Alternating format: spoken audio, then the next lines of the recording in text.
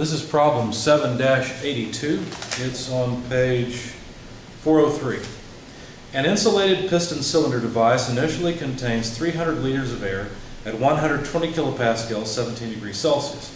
The air is now heated for 15 minutes by a 200 watt resistance heater placed inside the cylinder.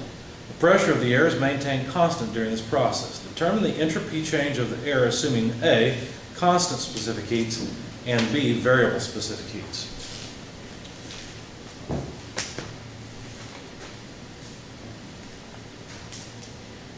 Okay, so state one, here's our piston cylinder device.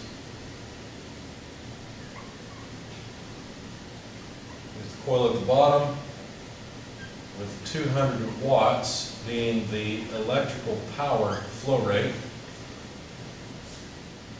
It's air, whose initial volume is 300 liters. The pressure is constant, let's just write it out here, at 120 kilopascals. Of course, 15 minutes elapses. And the initial temperature is 17 degrees Celsius. Now, of course, as the air expands, it's going to do boundary work. So we'll end up at state 2 with the piston expanded. And of course, the pressure is constant. And so we know the pressure in state 2 is the same as it is in state 1. We're supposed to find the change in entropy, this would be the total entropy, assuming A, that the heat capacity is constant, and B, assuming that the heat capacity is some function of temperature. Okay, so how could we do this? Well, we know that we can evaluate the specific entropy change, little s, as the integral from state 1 to state 2, Cp of t dt over t minus r natural logarithm of p2 over p1. There are two different equations we could use. One involves a volume ratio, the other involves a pressure ratio. I would prefer to use this one in both cases because look, the pressure in state 2 and state 1 are equal, so this is 1. The natural logarithm of 1 is 0, and so this whole term goes away. Now, for the first part, if the heat capacity is constant, we can pull it out of the integral. So for part A, the change in specific entropy would just be some average value of the heat capacity multiplied by the logarithm, the natural log of T2 over T1. Just evaluating 1 over T dt, that would just be natural log of T. Okay? So anyway, that's how we would calculate our specific entropy for part A. Of course, we're going to need the mass in the system if we're going to get the total entropy because look, the total entropy, capital S, would be the mass in the system multiplied by the specific entropy change. So we need the mass. We can use the ideal gas law to get it. It's pretty easy. P1 V1, which P is just constant. So PV1 over R over T1. And this is easy. This is 120 kilopascals. The specific, or the total volume initially is 300 liters, which is 0.3 cubic meters. All you have to do if you have liters is just move the decimal place over 3, and you've got it in cubic meters. The gas constant for air is 0.287 kilojoules per kilogram per Kelvin, and the temperature initially is 273 plus 17, so that we get Kelvin out of it. And remember, when you're dealing with the ideal gas law, you need absolute temperature and absolute pressure. Anyway, a kilopascal times a cubic meter is a kilojoule, and so we'll end up with mass in kilograms, and that is about, you know what, let's write it over here. The mass in the system is constant. It's about 0.4325 kilograms. So that's the ideal gas law. That just tells us how much mass there is in the system. What about the specific entropy change? Well, let's evaluate it. The heat capacity, let's see, the heat capacity of the air, we could either take the air at this state, look up its heat capacity at 17 degrees Celsius, and calculate the change in entropy to here, or we could say, you know, what we'd really like to do is take some average value of the heat capacity between the two states. So I really need the temperature in state 2 so that I can evaluate the heat capacity of some in-between temperature. So to do that, what I did is I set up an energy balance, and I said, well, the work that flows in, this electrical work that flows in, less the boundary work that flows out, so here's a deposit, here's a withdrawal, changes the energy of the system. That would be the mass times the internal energy change between states 1 and 2. Now remember, since this is a constant pressure process, the boundary work can be evaluated as P delta V. So we can also say the work that goes in changes the enthalpy, but that's not really what happens. All we've done is we've combined the count balance change with the withdrawal of boundary work, because the withdrawal of boundary work is a special kind of withdrawal. It's a withdrawal at constant pressure. It's boundary work at constant pressure. Okay, so then we could say that therefore the enthalpy at state 2 is equal to the work that flows in divided by the mass, so the work per unit mass, plus the enthalpy in state 1. Now if you look up the enthalpy at state 1, you can do that. Go to the ideal gas table for air. It's A17 as I recall. Maybe it's A19, I'm not sure. I'm not going to bother to look it up right now. But the work in, well, what is the work in? Well, the work that flows in, the electrical work, is the electrical power multiplied by the amount of time we allow it to happen. So all I will do is plug that in as it is. There's 0.2 kilojoules per second, in other words, 200 watts, because a watt is a joule per second. So 0.2 kilojoules per second multiplied by 15 minutes multiplied by 60 seconds per minute, so that the seconds and minutes all go away. Now we've got units of energy for the work that flowed in, divided by the mass, which is 0.4325 kilograms. That's this first term, plus the enthalpy in state 1. Now I'm running out of space on the video, so what I'll have to do is write it below. So if you go and you look up the enthalpy in state 1 based on the temperature of 17 degrees Celsius, you'll have to convert it to Kelvin. So 17 plus 273 would be what, 3 is 290. If I did that right in my head, so 290 Kelvin. Anyway, I went and looked it up, and the enthalpy in state 1 is 290.16 kilojoules per kilogram. So same units as the first term. Probably should make a note of that. H1 is 290.16 kilojoules per kilogram. And that's just based on the temperature. That's how I looked it up. Okay. All right, so anyway, plug all this into your calculator, and you'll find that the enthalpy in state 2 should be 706.34, and that's kilojoules per kilogram. That's just from the energy balance here. That's the result when you plug this in your calculator and just put it in here.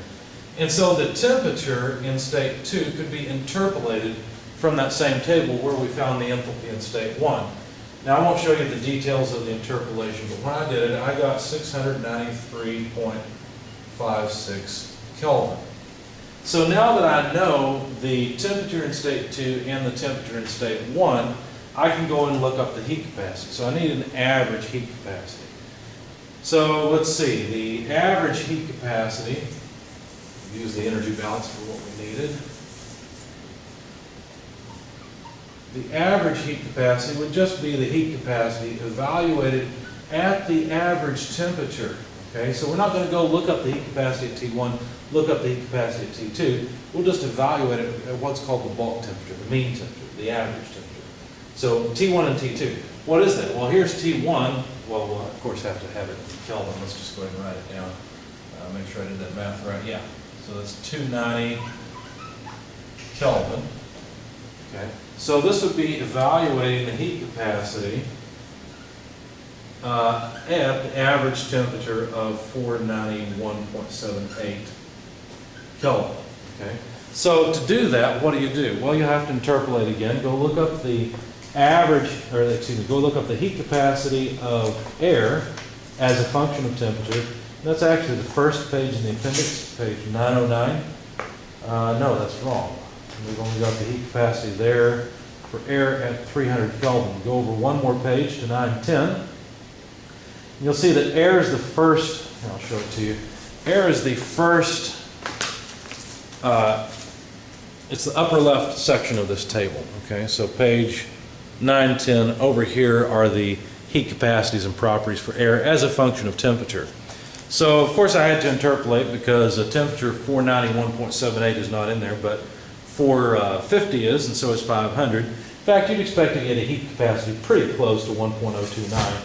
So I won't show you the details, but I interpolated and I found that the heat capacity should be about 1.028 kilojoules per kilogram per Kelvin. So now that I have that, I can plug it in here, 1.028 kilojoules per kilogram per Kelvin. Natural logarithm, I need T2, I needed that anyway. Now notice that when you plug in T2 over T1, you cannot plug these two in units of Celsius. It won't work. You need the temperature in Kelvin because that's a different ratio than in Celsius. The ratio in Celsius doesn't mean anything. The ratio in Kelvin means something. So T2, 693.56 Kelvin, T1, 290 Kelvin. Plug all of this in your calculator and you will get the specific entropy change. And let's see. I went ahead and just multiplied by the mass, so I went ahead and evaluated this. For the sake of the video, I'll give you that intermediate result as well. Let's see, we need the natural logarithm of 693.56 over 290, okay, multiplied by 1.028.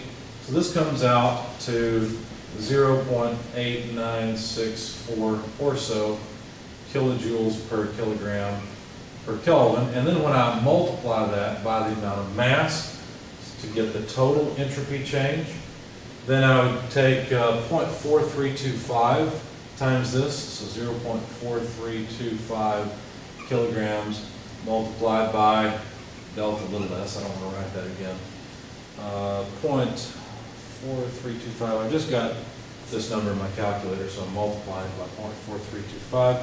I get a change in entropy, so let's see, answer A, let's get rid of all this. Delta capital S from here is 0.3877 or so kilojoules per Kelvin. Now notice that I assumed that the heat capacity was constant. Okay? Also notice that I did not assume that the heat capacity was constant in order to calculate the temperature in state 2. I used an energy balance to do that. So when we move on to part B of this question, that will help us. Now, remember, if we want to evaluate this term in its entirety, then what we have to do is use the S naughts. Okay, remember those were where this integral had been evaluated for us from a temperature of 0 up to whatever temperatures we want to look up. Whatever we care to look up in the back of our book, we've got it. In fact, where are those? Well, those are also on the ideal gas properties for air. So if you look at page 934, table A17 again, where we found the enthalpy before and where we had interpolated before, you'll find that you can look up these S naught parameters. Now, you have to interpolate, of course, because, let's see, 290 is there, but 693.56 is not a data point in this table. It's, let's see, 690 is, and so is 700, so you'd have to interpolate between the two. I did that, and I found S2 naught to be about 2.56281 kilojoules per kilogram per Kelvin, so this is S2 naught. I looked up S1 naught, that's easy because it's exactly 290 Kelvin. That comes out to 1.66802 kilojoules per kilogram per Kelvin. And so I just took the difference between these two. So this one goes in here, this S naught one goes in there, and so what we'd end up with is the difference between the two, which is 0.89479 kilojoules per kilogram per Kelvin. Okay, now before, the change in specific entropy was, let's see, where was that?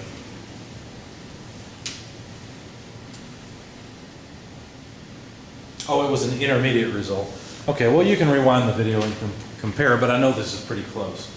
So anyway, to get the, I guess it'll work, we'll just get the total entropy change, and then we can compare those two. That'll be a valid comparison. So it'll be the mass, again, times the specific entropy change. So all we have to do is multiply the mass of 0.4325 kilograms by this specific entropy change. When you do that, you get about 0.387 kilojoules per Kelvin. And I rounded this properly. I probably should have taken it out another decimal place. In fact, I think I'll do that so that we can compare a little better. So 0.4325 times 0.89479 is 38699. So I could put a 0 there and it would be correct. Okay. So there's not a huge difference between these two. It's in the 1/10,000, it's the 10,000th place. But there is a slight difference. And the one that's more accurate is, of course, this one, because this one does not assume that the heat capacity of the air is constant during this process. So the entropy of the air increases. Is that really a surprise? No, not at all. Even though we're putting work into the system, that work is changed into thermal energy, and that's an irreversible thing. The boundary work does not carry entropy out because work doesn't carry entropy with it. And so it's not a surprise that the heat, essentially, if you will, carries entropy into the system, and it just stays there.